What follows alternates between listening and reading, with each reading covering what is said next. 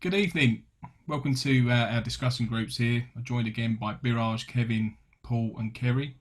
Today we're going to be taking a look at employee resource groups and particularly the affinity groups. So over the last 20 years, we've seen companies try to advertise their diversity and inclusion by encouraging the setup of groups, initially to be based on race and gender, but over the time, we've then moved into more other areas such as sexual orientation and veterans and age. Over the last couple of years, we've seen some companies which have decided to move away from these affinity groups, either disband them altogether or to run inclusion councils alongside. So, as part of this discussion, I'd like to throw open the question to see whether the group would agree that it's the core management responsibility to actively encourage the creation and growth of diverse affinity groups. Biraj, would you like to kick us off today?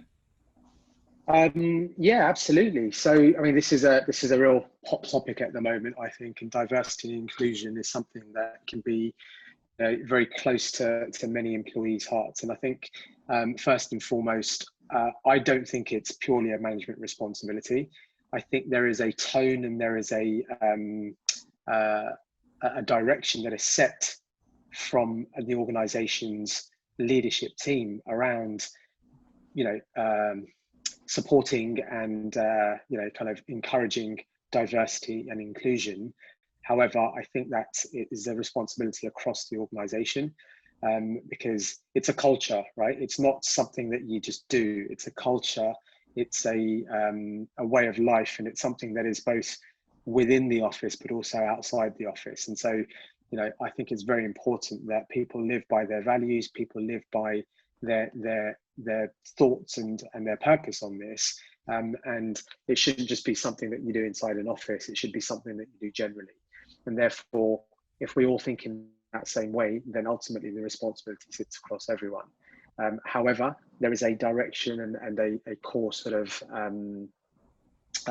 value that needs to be driven that says we as an organization are a diverse and supporting organization in that space, so that other people feel open, confident, and safe to be able to then do whatever they need to do to be able to encourage that further in the organization.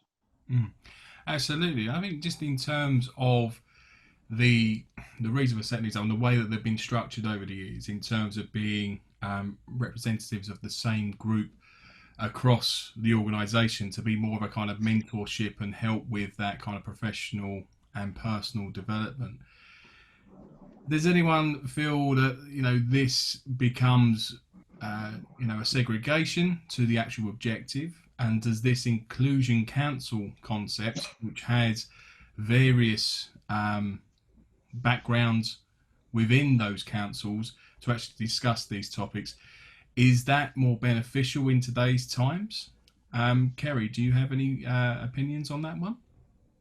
When I looked at this question, there's always two sides to these things, and Biraj is absolutely right. This is obviously in the public eye at the moment. I think there's a danger sometimes with looking at affinity groups that it's not all inclusive. So, and I have to be very careful here, because when you look at the statistics sometimes for certain things, like who are the groups that struggle in society, sometimes it's young, white, working class men in urban areas, as well as other groups. So if you need to look at inclusion in terms of the things that are important across the whole workforce. And obviously, as you said, affinity groups started with looking at diversity and how you might improve things for particular ethnic groups. But over time, that has moved in towards more orientation and also age, which I think is a really big thing. But one of the things that is can be dangerous is if it becomes divisive in an organisation. It's set up and it only supports certain groups, or it only helps support certain bits of the organisation. So you need to be really careful there. The other thing is having someone in a management team who's sat on boards where you have perhaps groups of people when you're looking at things like health and safety, or you're sitting with unions and you're looking to see how you can improve things in an organisation. So a bit like works council type arrangements in the past. Again, you need to be very careful about how you position those things, and a manager should always, senior management person should always be involved in this process. They should not be groups that go off at a tangent. Certainly you can give them topics to look at. So for example, if you're looking at how could you improve the recruitment process to bring in a more diverse workforce, absolutely, that might be something that the workforce themselves might have some really good ideas about how you do that, and that's across the piece. The other area that could be a danger is around social media. Some of these things can and do get out of hand internally in organisations when people have an internal social media setup, and all things then can go off on a tangent, and sometimes they spill out into social media in the wider sense, and then sometimes there are things that can come back and are not great for the organisation in terms of things that might be seen negative about that organisation. So I think they're a good thing, but I think there could be a danger or a health warning if things don't go quite the way they should. Yeah. Does that answer your question, Daryl? No, absolutely. As you say, there's no right or wrong answer to these.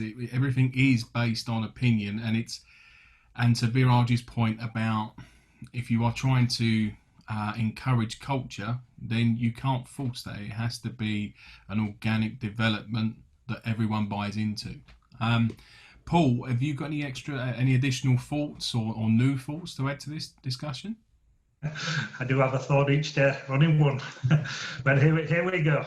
So I've been thinking about the difference between diversity and inclusion when it comes to management's responsibility. You know, management maybe has more responsibility when it comes to the diversity part, because management has the ability to influence, for example, who is hired into the organization. The grassroots part of the company, where maybe there's 50, 100, 200 people, maybe they're not involved with the hiring process. Management also has that ability to set goals and objectives for people. So if really increasing diversity is an important part of the goal of the organization, management should set those targets. But then I think of inclusion. Management are not always involved in the day-to-day running of the business. Maybe there's other first-level leaders there that have to create an environment for inclusion where that diversity can come out and add the value that it should bring, the difference in thoughts. And maybe that grassroots movement to create an inclusive environment should be more employee-driven, since they're the ones that are together all the time. So I was trying to think in my brain, how do we split diversity and inclusion, get the right diverse profile into a company that they desire, but then include it and do something with it? I don't know if that's a sensible thought, or whether it should be management that drives it all, or employees that drive it all. Absolutely. It's getting that balance between forcing an agenda and allowing stuff to actually naturally procreate and actually develop into that culture. Kevin, I want to bring you in at this point. What would be your response to this? How long have we got? I think, no, actually, I deeply believe the culture comes from the tone set at the top, and that means the management and the board.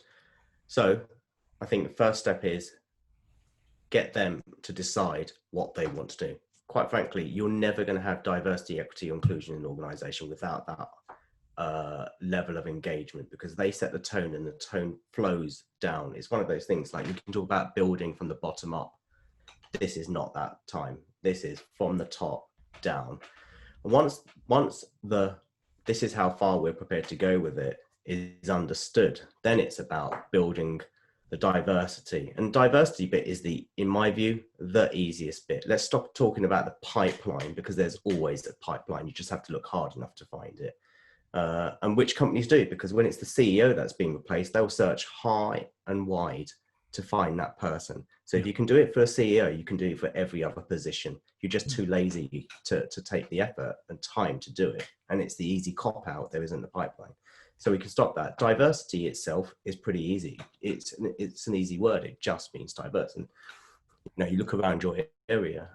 If your business is located in a certain position or place, and you're very much a location, you have to be on location to do the job, then the representation and the diversity should probably represent that area where your workforce is coming from, because that's the people that are there, and people are only going to travel so far to go to a job.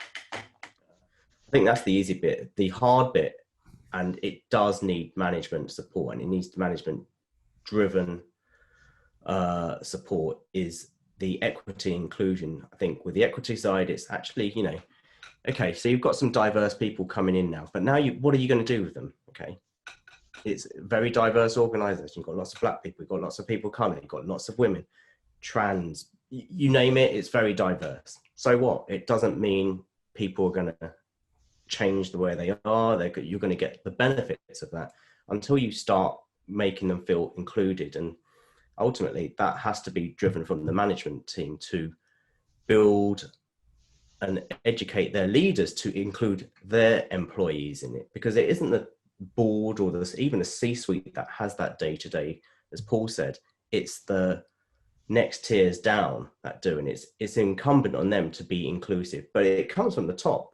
If the C-suite aren't inclusive with the next level down, then that level won't be as inclusive with the level below. And then what you'll find is different pockets. You may get bits of inclusion in certain pockets, but not others. And that's great for those little pockets that feel included and feel embraced. But what's the underlying reason, apart from it just being the right thing to do?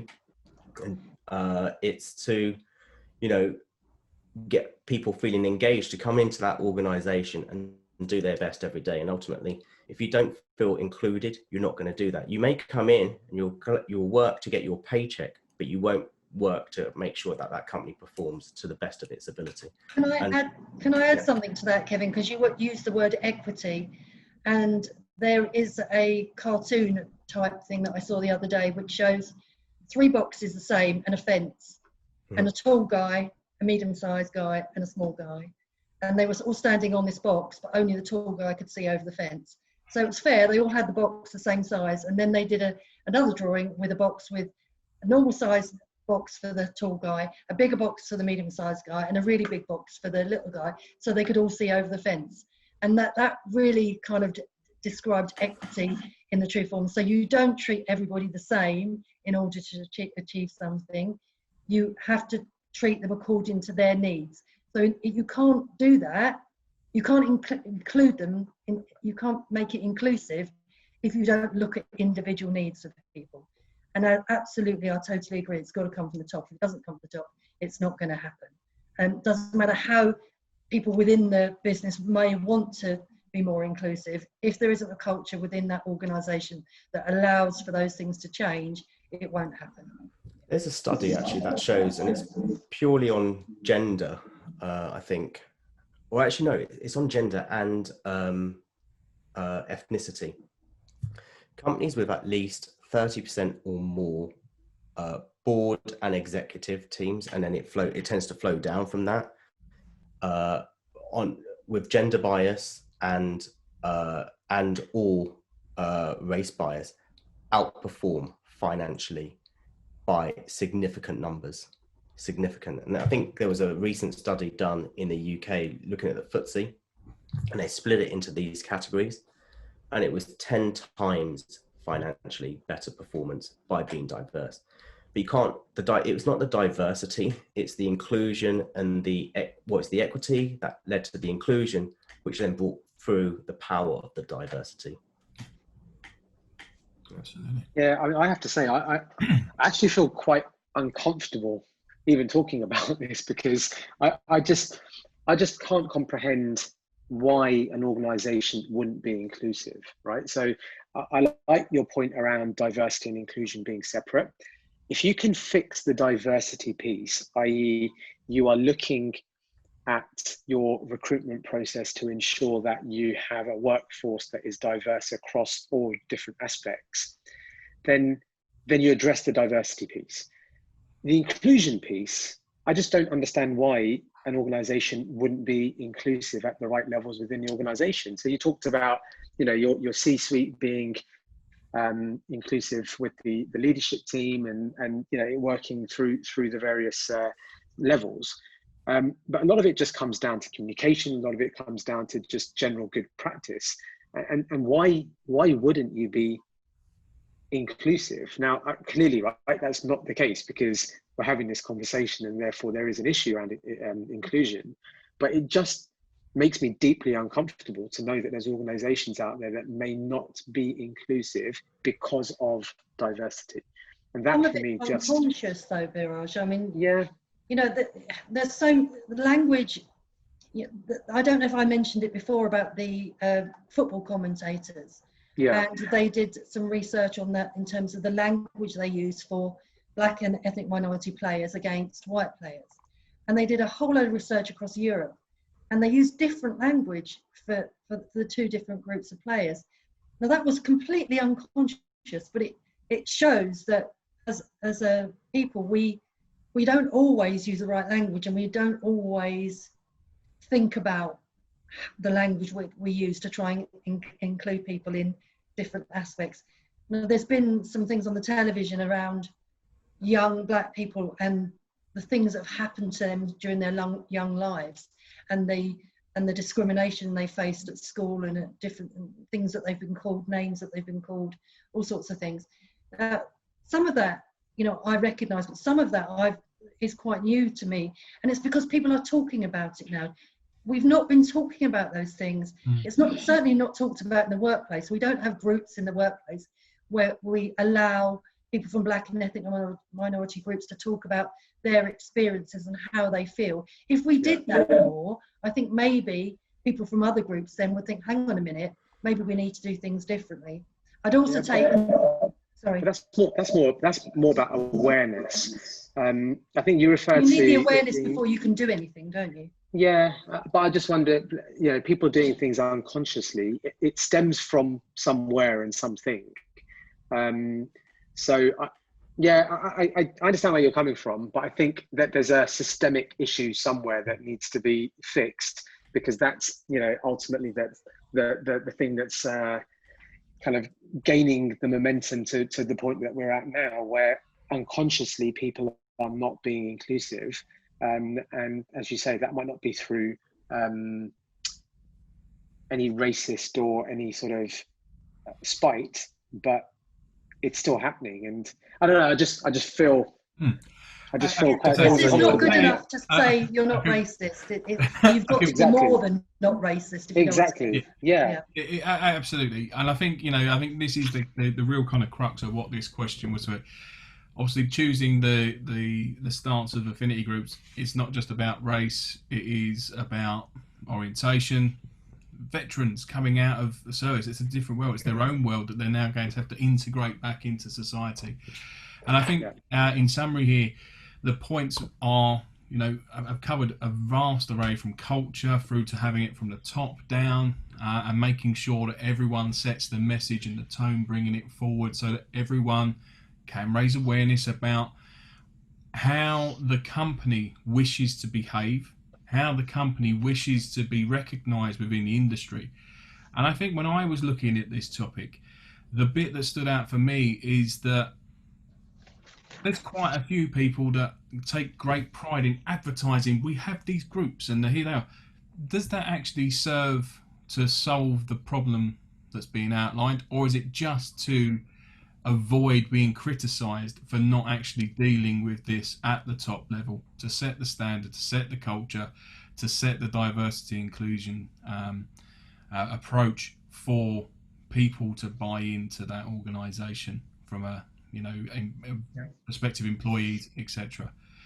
So in summary, I think we could talk about this forever and a day, as everyone in the world does. I think it's, the points here, particularly about making sure that we deal with the uncomfortableness of the subject, is raised. If more people talk about the uncomfortableness of this, more people will understand, more people will raise awareness, and we can actually get our organisations to move forward with a clear agenda, which then promotes the reason for having a diversity and inclusion policy.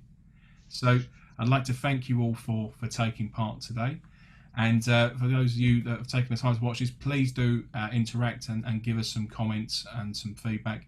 And we look forward to talking to you very soon. Take care. Thanks, everyone. Thank you.